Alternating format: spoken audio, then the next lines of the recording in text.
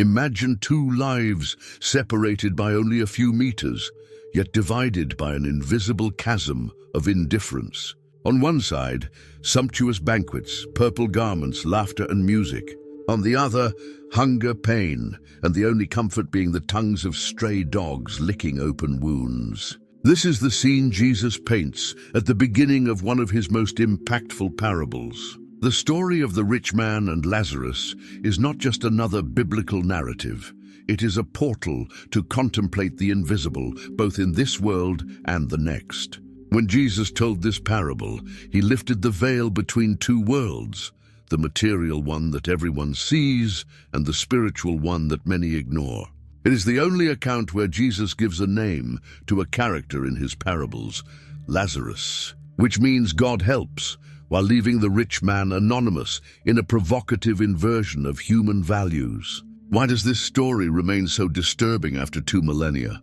Perhaps because, unlike other parables that deal with lost sheep, coins, or seeds, this one speaks directly about the eternal destiny of souls. Or perhaps because at its core, it exposes our own selective blindness to the suffering around us. What few realize is that this is not just a story about the afterlife, it is a mirror reflecting our daily choices. The door where Lazarus lay exists at every corner of our lives. The unbridgeable chasm of the other world begins to be dug in the small indifferences of this life. Prepare yourself for a journey through this extraordinary parable that challenges not only our beliefs about heaven and hell, but more importantly, our way of living here and now. For as we will discover, the true chasm to be feared is not the one that separates comfort from torment after death, but the chasm of indifference that we may cultivate in our hearts while still alive. In those days, on the streets of Jerusalem lived a man of great wealth. His mansion stood majestically among ordinary houses, with walls adorned with gold and precious stones that sparkled under the Judean sun. It was not just a house. It was a palace for a single man.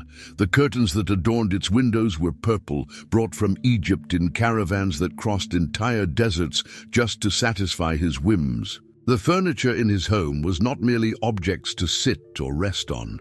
Each piece had been carefully carved by skilled craftsmen using the finest and most expensive woods. Where others had simple benches, he had thrones. Where others slept on mats, he rested on elevated beds with the softest pillows. Every morning, this man dressed in clothes that many could not even touch in their entire lives. His tunics were purple, a color reserved for royalty, dyed with a pigment so costly that thousands of tiny marine snails were needed to produce enough for a single garment.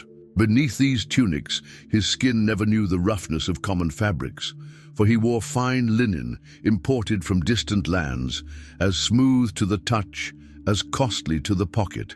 His table lacked nothing. While most people ate bread and olives, with meat only on special occasions, he enjoyed daily feasts. His servants prepared elaborate dishes every day with rare spices, exotic meats, out-of-season fruits, and wines aged in the finest cellars. He ate not to nourish himself, but to indulge, and what remained from his table could have fed entire families. His social circle was as exclusive as his possessions. The wealthiest merchants, influential religious leaders, and high-status individuals who sought his friendship and connections came to his home. The conversations revolved around business, politics, and the latest rumors of high society. It was a closed world where the common concerns of the people had no place. What made this man truly poor in the eyes of God was not his wealth, but his attitude towards it. In his heart, he firmly believed that everything he possessed was solely the result of his own effort and skill. He never raised his eyes to heaven to give thanks, never saw his possessions as a blessing that carried responsibility. He considered himself deserving of everything he had, and did not recognize that his wealth might have been entrusted to him to bless others. At the same time, and separated by only a few meters, but by an abyss in conditions, lived a man named Lazarus. Every morning, his family would carefully carry him and place him by the door of the rich man's mansion. It was not a randomly chosen spot. It was strategic, a mandatory passage for the homeowner and his visitors, where perhaps someone might notice his presence and offer him even a coin. Lazarus's body told its own story of suffering. His skin did not know the softness of fine linen, but the pain of open sores that covered much of his body. These were wounds that never fully healed, with no medical treatment or ointments to relieve the constant burning and itching. Every movement caused him pain. Every brush was a reminder of his condition. While the rich man enjoyed daily feasts, Lazarus experienced a constant hunger that was rarely satisfied. His eyes followed every dish that entered the mansion, and his stomach growled with the hope of receiving even the crumbs that fell from the rich man's table. But even those leftovers, which the servants often threw away, were denied to him, as if his hunger was invisible to those who passed by his side. In his loneliness and pain, Lazarus found unexpected company. The stray dogs, as despised and avoided by society as he was, approached and licked his open wounds. It was a gesture that many would consider repugnant, but for Lazarus, it perhaps represented the only gentle physical contact he received. These animals, in their simple instinct, offered the comfort that humans denied him, providing a momentary relief for his physical pains. Despite being placed in such a visible spot, Lazarus was practically invisible. People walked by him as if he were part of the urban landscape, a shadow, an insignificant object. The wealthy visitors arriving at the mansion averted their eyes. The servants ignored him by their master's orders, and the master of the house himself probably didn't even register his existence in his daily consciousness. Lazarus lived in deep loneliness, surrounded by people, but without any true human connection. While all this happened day after day, there were eyes that did not miss a single detail of the situation. The eyes of God observed both the rich man in his luxuries and Lazarus in his misery. Where humans saw only external appearances and social status, God saw the heart of each person, their most intimate thoughts, and the decisions they made every day. No banquet enjoyed without gratitude went unnoticed. No tear of Lazarus fell without being counted. To the society of that time, as often happens today, the poor, like Lazarus, were practically invisible. They existed on the margins, like shadows moving between buildings, uncomfortable presences that many preferred not to see. But in God's eyes, Lazarus was never invisible. Every groan of pain, every cold night, every moment of humiliation was present before the Creator who had given him life. Every new dawn represented a fresh opportunity for the rich man. Every time he left his house and saw Lazarus at his door, he had the chance to exercise compassion, to share even a small portion of his abundance. He could have ordered his servants to give him regular food, to treat his wounds, to provide him with a roof over his head. But every opportunity was ignored. Every possibility of showing mercy went unanswered. In his infinite wisdom and patience, God allowed this situation to continue. He did not intervene visibly to change the immediate circumstances. This apparent inaction was not indifference, but rather a time granted to the rich man to awaken his conscience and change his path. Each day was a gift, an extension of divine mercy, giving him time to recognize his responsibility toward his needy neighbor. Although the parable does not directly speak of Lazarus's faith, his final destiny reveals something important.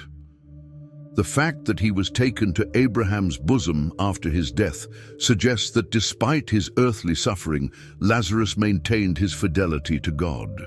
In the absence of material comfort, adequate food, or medical care, Lazarus likely found solace in a relationship with the divine. His silence in the narrative does not indicate a lack of faith, but perhaps a silent trust that spoke louder than words. Around this daily scene of contrast between extreme wealth and desperate poverty, there existed an entire society with its own values and judgments. In the culture of that time, there was a widespread belief that wealth was a clear sign of divine favor. If a man prospered materially, it was interpreted as evidence that God approved of and blessed him. On the other hand, poverty and suffering were often seen as punishment for sins, whether of the individual or their ancestors. This parable was told by Jesus in a specific context. Luke 16:14 tells us that the Pharisees, who were lovers of money, heard all these teachings and mocked Jesus. They represented the religious elite who had found ways to reconcile their financial ambition with their supposed devotion to God. To them, Jesus' message about the danger of wealth was ridiculed because it contradicted their own lifestyle and beliefs. The indifference to Lazarus' suffering was not exclusive to the rich man. It was a reflection of an entire society that had normalized such contrasts. The visitors who entered the mansion for banquets passed by the same beggar. The neighbors saw the same scene day after day. The religious and community leaders were aware of the situation. All participated in a collective indifference, a voluntary blindness to the suffering that was literally at their doorstep. At that time, as unfortunately still happens today, people were evaluated based on superficial criteria. The clothes they wore, the possessions they displayed, the house they lived in determined their value in society. This external judgment completely ignored inner character, kindness, generosity, integrity, and most importantly, the relationship with God. Lazarus, in his rags and wounds, was considered worthless, while the rich man in his purple garments was revered, regardless of the state of their hearts. This parable served as a mirror for the society of that time. Jesus was effectively inviting his listeners to see themselves in this story, to reflect on their own attitudes toward those in need. It was a call to reconsider their values, to question whether they were truly living according to the principles of loving one's neighbor as taught in the scriptures. This social mirror continues to reflect our own society today, inviting us to the same deep reflection. On a day like any other, Lazarus's earthly life came to an end. Death, that inevitable visitor who respects neither social position, wealth, nor power, came to take the beggar who suffered at the rich man's door. There is no mention of any specific illness or immediate cause. Perhaps it was a combination of years of malnutrition, lack of medical care, and constant exposure to the elements. His body, already weakened by so much suffering, finally gave. Likewise, in his own time, death also visited the rich man. His fine clothes could not protect him, his money could not bribe this visitor, his personal doctors could not keep it away. Perhaps he died in his luxurious bed, surrounded by comfort until the last moment, but the final result was exactly the same as Lazarus's, the end of earthly life. While Lazarus probably had a simple funeral, perhaps not even that, the rich man certainly received elaborate funeral honors. We can imagine the solemn procession, the professional mourners hired to publicly demonstrate the great loss, the expensive and well-located tomb that would mark his memory for generations. His body may have been wrapped in the finest spices and ointments for preservation, a final gesture of ostentation that would accompany his departure from this world. Death represented for both the moment when all earthly illusions dissipated. For the rich man, his possessions, power, and prestige suddenly became irrelevant. For Lazarus, his suffering, hunger, and pain finally came to an end. The spiritual reality that had always existed behind the veil of material reality now became the only reality for both. What death revealed, above all, was the inescapable equality of the human condition. No matter how different their lives had been, no matter how extreme the contrast between their earthly existences, both faced the same physical fate. The rich man's body despite all the care and luxuries he received in life, would decompose. Just like Lazarus's body, death was the great equalizer that erased all the artificial distinctions society had created between them. Here, the parable moves beyond what our eyes can see, revealing what happens after death. When Lazarus died, something extraordinary happened. While in life he was ignored and despised, in death he was honored with an angelic escort. The angels, God's messengers, came personally to carry his soul. He who never received proper care in life received the highest honor in death, being carried by heavenly servants. Lazarus's destination was the bosom of Abraham, a Jewish expression representing a place of honor and intimacy at the heavenly banquet. Just as the beloved disciple reclined on Jesus' chest during the Last Supper, Lazarus now occupied the place of honor alongside the patriarch Abraham, the father of faith. He who begged for crumbs at the rich man's door was now seated at the table of honor in the kingdom of heaven. All the deprivations and sufferings that marked Lazarus's earthly life were completely reversed. What was once hunger turned into satisfaction. What was pain became comfort. What was rejection was converted into acceptance and honor. His dignity, denied for so many years on earth, was fully restored and elevated in the heavenly realm. In contrast, the rich man also died and was buried, but his fate was drastically different. With no mention of angels or honors, he simply found himself in Hades, described as a place of torment.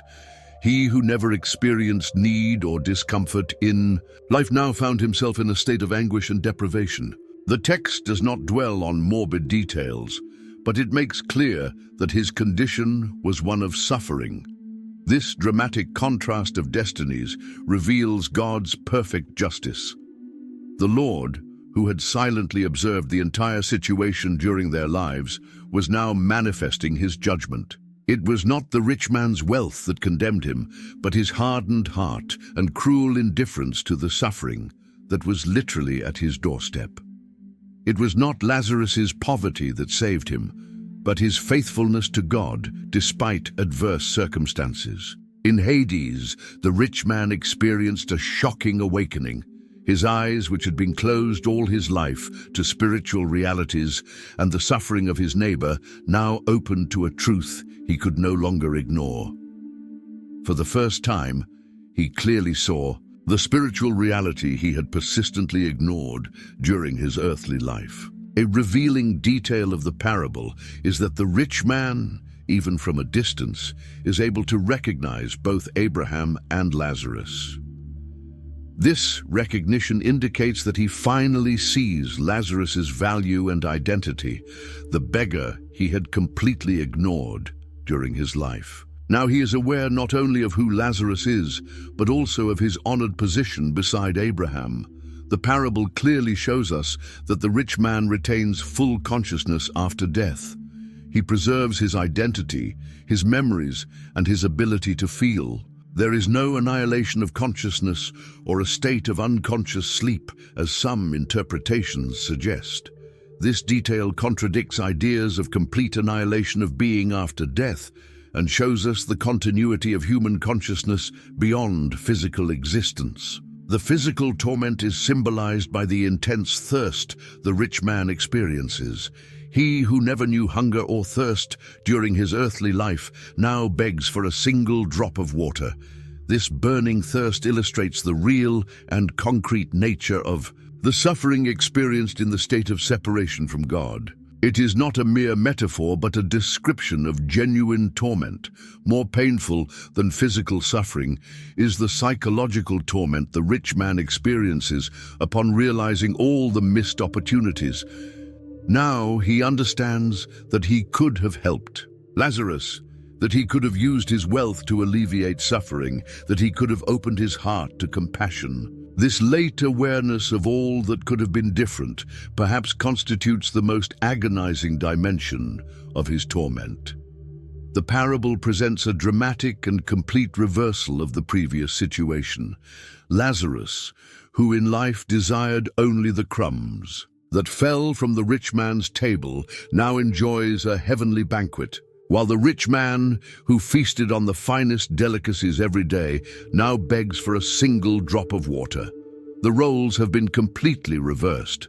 The physical separation that existed during earthly life, represented by the mansion door that kept Lazarus outside, now manifests as an insurmountable spiritual chasm. Neither Lazarus can cross to help the rich man, nor can the rich man escape his condition. This unbreachable barrier symbolizes the finality of the choices made during earthly life.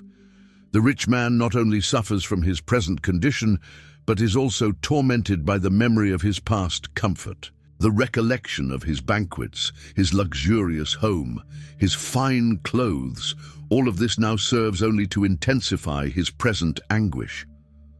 The memory of his squandered blessings becomes part of his torment. Another remarkable reversal is recognition. In life, Lazarus was an anonymous figure to society, someone without a name, without identity, without value in the eyes of others, although Jesus, significantly, names him in the parable, granting him the dignity that society denied. Now he is recognized and honored, occupying a place of prominence alongside the revered patriarch Abraham. Finally, the deepest reversal reveals the true nature of wealth. What appeared to be wealth during earthly life is revealed as spiritual poverty, while what seemed like extreme poverty concealed a spiritual richness invisible to worldly eyes. It becomes clear that true wealth was Lazarus's faith and fidelity, not the rich man's material goods, which proved ephemeral and incapable of benefiting him in eternity. Amid his torment, the rich man looked up and could see Abraham in the distance, with Lazarus resting by his side. This vision provoked an immediate reaction in him. He who in life had never addressed Lazarus, who had never stopped to ask his name or shown interest in his suffering, now recognized him perfectly from afar. The circumstances had forced him into a humility he had never practiced in life. The one who had never bowed to anyone now pleaded from his position of torment.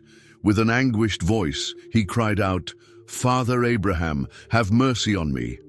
It is remarkable that he sought to establish a familial connection with Abraham, calling him Father. This man, who in life likely took pride in his lineage as a descendant of the patriarch, now tried to appeal to this ancestral relationship. Like many Jews of his time, he believed that his status as a son of Abraham by blood guaranteed him spiritual privileges. But eternity had revealed that true sonship is demonstrated by works of faith, not by ancestry. What he asked reveals the extremity of his situation.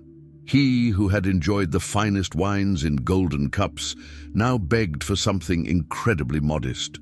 "Send Lazarus to dip the tip of his finger in water and cool my tongue." A striking contrast with the luxuries he had enjoyed in life. The irony is profound. The one who did not even give the crumbs that fell from his table now asks for just a drop of water. His description of his own suffering is revealing. "I am tormented in this flame." His words confirm the reality and intensity of spiritual suffering. It is not a metaphor or an allegory. The rich man experiences real torment, a painful separation from God and all that is good. It is the natural consequence of a life dedicated to moving away from compassion, generosity, and love for one's neighbor. Despite his desperate situation, something remains intact in the rich man, his mindset of superiority. Even from Hades, he sees Lazarus as someone who should serve him. He does not ask to speak directly with him, but asks Abraham to send him as if he were a servant to fulfill his desires. Not even in torment has his heart truly changed. Abraham's response begins with a surprising word, "Son." This respectful address acknowledges the rich man's physical relationship with the people of Israel. Abraham does not respond with mockery or disdain, but with the dignity and wisdom of a patriarch. However, this familial recognition does not change the reality of the situation or alleviate the rich man's condition. With firmness, but without cruelty, Abraham reminds the man of his past life. Remember that you received your good things during your lifetime.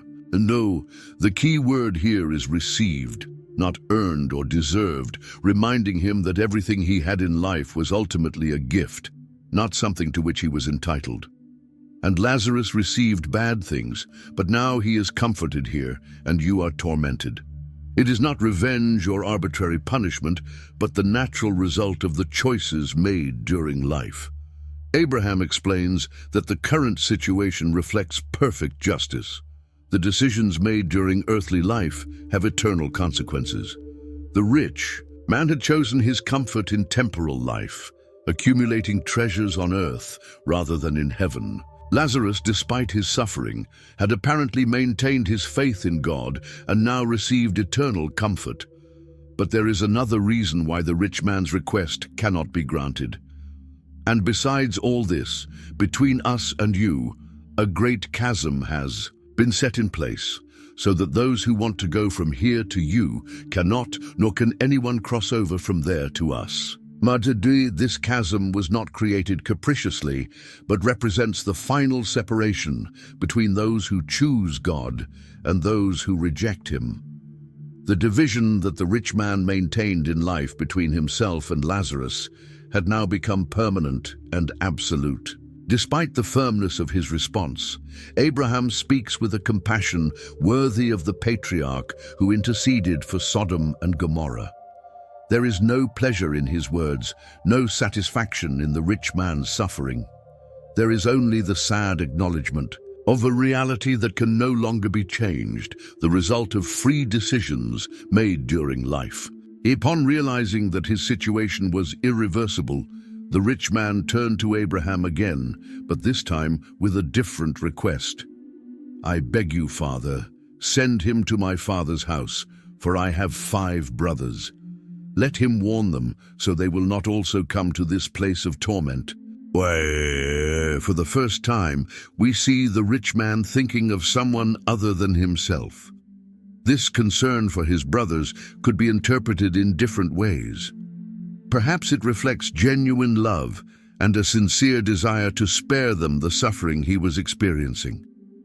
Or maybe it reveals the horror he felt at the thought that they, who likely lived as he had lived, were on their way to the same fate.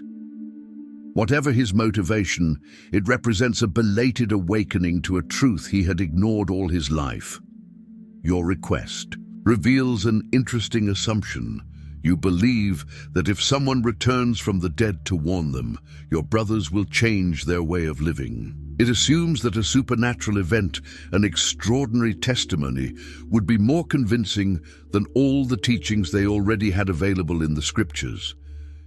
If someone from the dead goes to them, they will repent, he affirms with conviction. By asking for his brothers to be warned, the rich man is implicitly admitting that his own life was a mistake. He acknowledges that the path he followed led him to ruin, and he does not want his brothers to end up the same way.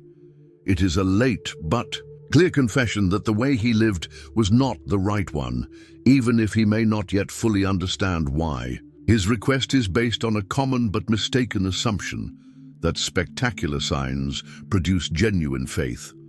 He believes that if his brothers witnessed something as extraordinary as the appearance of a resurrected dead person, they would inevitably change their lives. But this reveals a superficial understanding of the nature of true faith and repentance. Abraham's final response is profound and revealing. If they do not listen to Moses and the prophets, they will not be convinced, even if someone rises from the dead. With these words, Abraham categorically affirms the sufficiency of the scriptures for salvation. The teachings of Moses and the prophets, all the scripture available at that time, contain everything necessary for a person to know God and live according to His will. This response directly rejects the "I need to see to believe" mentality that the rich man was proposing. Abraham contradicts the idea that supernatural manifestations are necessary to produce true faith. Miracles may temporarily impress, but they do not necessarily change the heart. The history of the people of Israel was filled with great miracles, and yet time and again they returned to disobedience. With his response, Abraham reveals the true nature of unbelief. It is not a problem of lack of evidence or insufficient testimony. It is a problem of the human heart that resists the truth already revealed. If a person rejects the clear moral and spiritual guidance of the Scriptures, they will not be convinced even by the most impressive of miracles. This statement by Abraham can be seen as a prophecy about the rejection that Jesus would face. It is remarkable to note that later in the biblical story, Jesus did indeed resurrect another man named Lazarus, John 11. And yet many of the religious leaders not only continued to reject his ministry, but also planned to kill both Jesus and the resurrected Lazarus. And more significantly, the very resurrection of Jesus, the greatest possible sign, is still rejected by many today. In the end, Abraham is highlighting the value of daily obedience to the already revealed divine truths. It is not extraordinary experiences, but daily faithfulness to the truths already known that shape character and determine eternal destiny. The parable values those who, without the need for spectacular signs, live by faith in God's promises and guidance already given through His Word. One of the deepest lessons of this parable is the challenge it presents to the cultural equation between material wealth and divine blessing. In the Jewish culture of Jesus' time, as in many cultures today, there was a widespread belief that prosperity was a clear sign of God's favor. The rich man was considered blessed, the poor man cursed or negligent. Jesus turns this conception upside down, revealing that true wealth does not consist of material goods, but in a person's spiritual condition before God. The parable makes it clear that the possession of material resources brings great responsibility. Abundance is not given merely for personal enjoyment, but to be used for the benefit of others. The rich man failed not because he had wealth, but because he did not use what he had to alleviate the suffering that was literally at his door. His resources should have been instruments to promote good and reflect the values of God's kingdom, not barriers that isolated him from the human needs around him. The parable establishes a powerful contrast between true faith based on obedience to the revealed word and the pursuit of spectacular signs. The rich man believed that a dramatic miracle, someone returning from the dead, would produce genuine faith in his brothers. Abraham corrects this notion, teaching that true faith is born from the willingness to hear and obey the already revealed truth, not from extraordinary experiences. Signs may impress momentarily, but only obedience to the word transforms the heart. Jesus reveals something profound about the nature of human unbelief. When Abraham says that the rich man's brothers would not believe even if someone rose from the dead, he indicates that resistance to faith is not primarily an intellectual problem or a matter of insufficient evidence. It is a moral and volitional resistance, a deliberate choice not to believe despite the evidence. When the heart is hardened against the truth, no amount of proof will be sufficient to persuade it. Ironically, this parable anticipates the rejection that Jesus' own resurrection would face. Jesus, the Word made flesh, the full revelation of God to men, would rise from the dead, the ultimate and definitive sign. However, many who witnessed his miracles and even his resurrection would continue to reject him. As Abraham had predicted, it was not the lack of evidence, but the hardness of heart that prevented faith. In the end, the parable invites us to a life of daily faithfulness to the truths already revealed in the Scriptures. It is not great religious experiences, moments of spiritual ecstasy, or supernatural manifestations that determine our eternity, but our willingness to live day by day according to God's revealed will in His Word. This simple, constant, and faithful obedience is more valuable in God's eyes than the pursuit of extraordinary experiences or impressive signs.